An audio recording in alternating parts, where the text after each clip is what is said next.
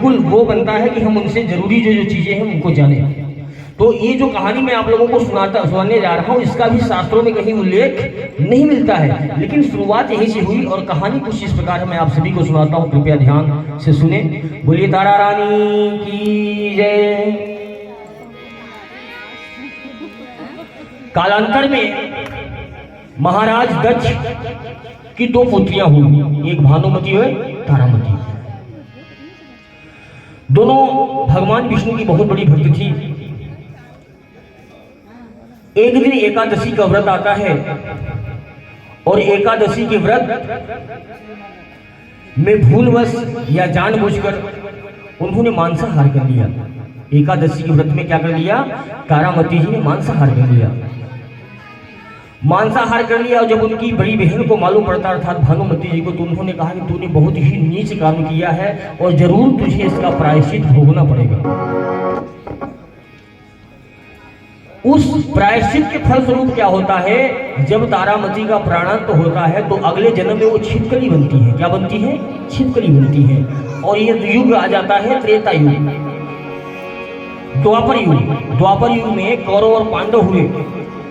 कौरव और पांडवों ने अश्वमेध यज्ञ करवाया। क्या करवाया? अश्वमेध यज्ञ। अश्वमेध यज्ञ को पूरा करने के लिए ऋषि दुर्वासा, जो कि बहुत ही क्रोधी ऋषि थे, उनको बुलाने के लिए भेजा गया। लेकिन दुर्वासा ऋषि जी ने एक कंडीशन रखी। क्या कंडीशन रखी? कि अगर अन्य कोई देवता आएगा तो मैं आने वाला नहीं हूं। अब पांडवों ने उनकी अवहेलना कर दी। समझ लो कि उनको नहीं बुलाया, बाकी सारी देवताओं को बुलाया। दुर्वासा ऋषि बड़े क्रोधित हुए और इस अपमान का बदला लेने के लिए उन्होंने एक बाज का रूप धारण किया। किसका रूप धारण किया? बाज का।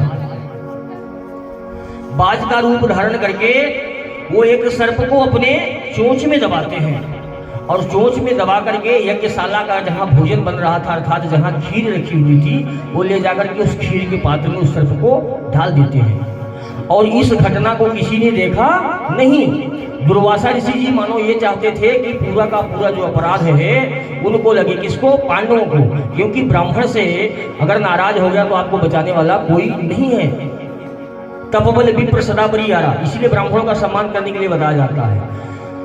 अब क्या होता है, इस घटना को और किसी ने नहीं देखा, लेकिन जो पिछले जन्म की तारामती थी, छिपकली बनी हुई थी इस जन्म में, वो वही दीवार पे भोजनशाला में थी। जब उसने देखा कि इस सर्प का विष ग्रहण करने से असंख्य लोग मृत्यु को प्राप्त हो जाएंगे कारण ही, तो उसने कहा क्यों न मैं इस पूरे काम के लिए अपने प्राणों की बलि दे दूं। ऐसा मन में विचार करके पूर्व जन्म की तारामती, जो कि इस जन्म में छिपकली है, उन्होंने उस यक्ष पात्र में अर्थात जिसमें खीर रखी हुई थी उसमें छलांग लगा दी और अपने प्राणों का अंत कर दिया। एक बार उस महान भक्ता के लिए जोरदार तालियां बजाएं। बोलिए तारा मैया की जय। प्राणों का अंत कर दिया और तब अंत किया जब उस यक्ष पात्र को लेने के लिए अर्थात उस बर्तन को लेने के लिए वहां पे लोग आए। उनकी आंखों के सामने कूदी। अगर पहले कूद जाती तो कौन देखता? उनकी आंखों के सामने कूदी। पहले तो उन लोगों ने उस छिपकली को बड़ा बुरा भला कहा, लेकिन बाद में जब उस छिपकली को बाहर निकाला और उस खीर को ढोला तो उसमें से सर्प निकला। तो सभी ऋषियों को, महर्षियों को पता चल गया कि इसने जो है बहुत नेक कार्य के लिए अपने प्राणों का बलिदान दिया है। तो उन्होंने उसे आशीर्वाद दिया कि तुझे अगली योनि में फिर से मनुष्य की योनि प्राप्त हो और तू ऐसा काम करे कि तुझे मोक्ष प्राप्त हो जाए। अगली योनि में देव युग से एक राजा के वहां फिर से उनका अस्पष्ट राजा के वहां जन्म होता है कन्या के रूप में तारामती जी का। और इधर भानुमती जी महाराज हरिश्चंद्र की पत्नी तारामती बन के आती है। ये दोनों बहनें हैं पूर्व जन्म से ही।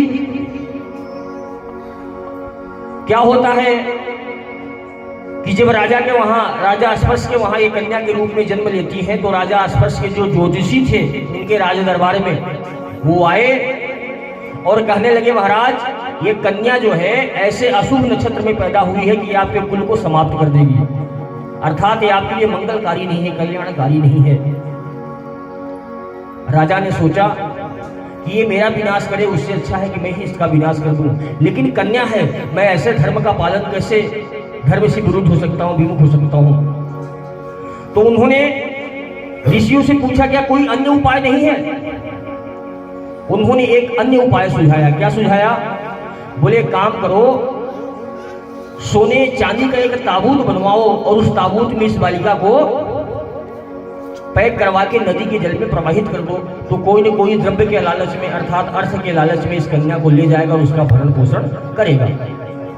दयोग से हुआ भी ऐसा, एक मछुआरे को कन्या मिलती है और वह मछुआरा उसका लालन पालन करता है। जबकि दोनों बहनें राजा के घर में पैदा हुई, लेकिन आप दैवी योग देखो कि एक मछुआरे के घर में पलती है। अब उसको क्या मालूम मेरे पिता कौन है। और बड़ी होकर के वही तारामती महाराज हरिश्चंद्र के घर में, आज के जमाने में जैसे बाई होती हैं, उस समय में दासियां होती थी, दासी बनकर के उनके घर में सेवा करती है। और एक बार उनको एक संतान होती है। किसको? तारामती जी को। तारामती जी एक संतान होती है।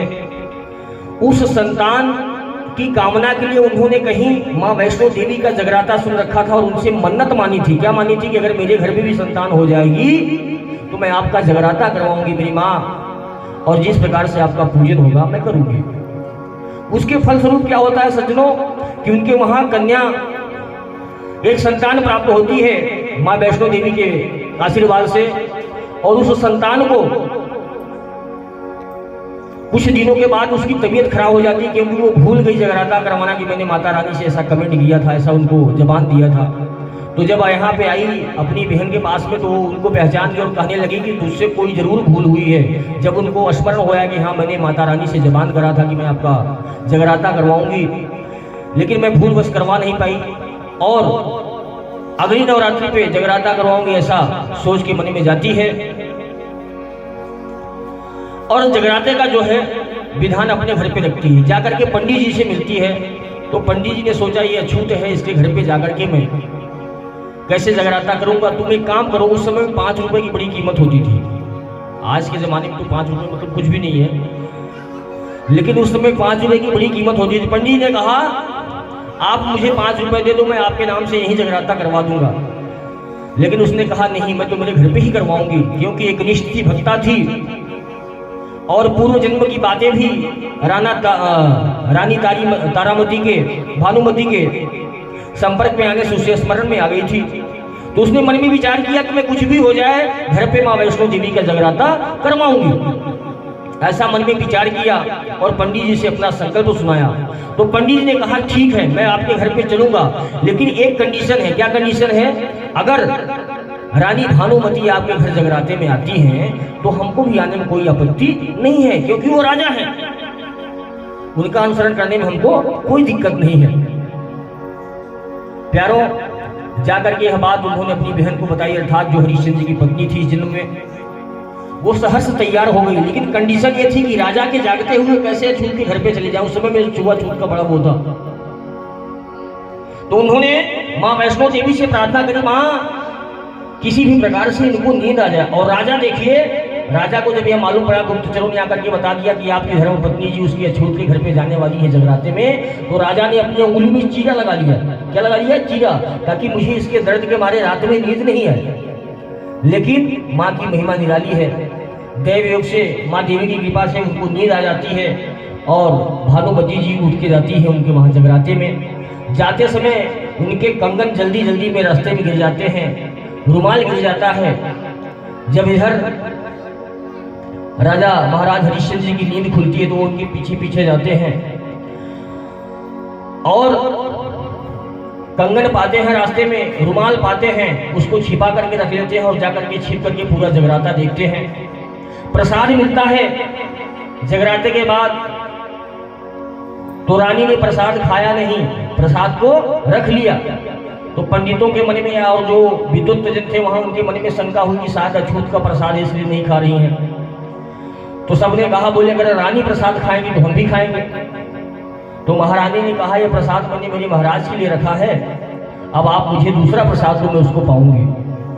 दूसरा प्रसाद उनको दिया, उनको श्रद्धा से उसको पाया और उसके बाद रानी वहां से अपने महलों में आ जाती है। महलों में आ जाती है। इधर राजा जी पहले से ही क्रोध में थे।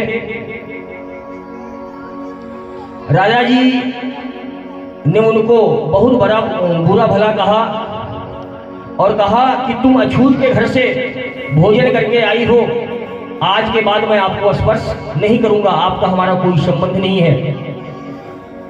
भानुमति जी ने मैया से प्रार्थना करी, इनको सद्बुद्धि दी और राजा को भी स्वप्न आता है और मां की ऐसी कृपा हुई कि राजा को सद्बुद्धि आ गई और विश्वास हो गया कि ये छूत अछूत भगवान नहीं देखते हैं, भगवान तो सिर्फ आदमी का मन निर्मल देखते हैं और कौन कहां से क्या कर रहा है, कैसे कर रहा है, समर्पण को देखते हैं। फलस्वरूप क्या हुआ कि दोनों बहनें